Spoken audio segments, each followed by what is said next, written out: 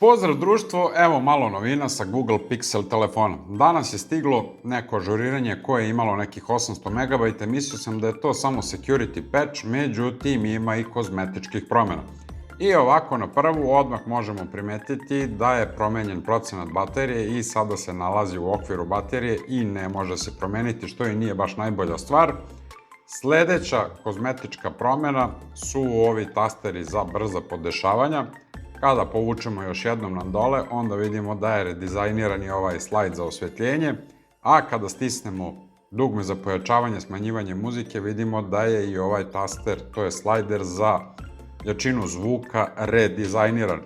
Ono što mi se sviđa je različit oblik ovih brzih podešavanja kada su uključena i isključena. Evo vidite, ovaj Airplane Mode ima tako zaobljene ivice, dok Auto Rotate Screen ima malo kockastije ivice, možemo reći.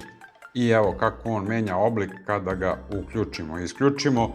Brzo podešavanje za Bluetooth je samo ovako u ovom kvadratiću. Kada ga isključimo, ono je okruglo.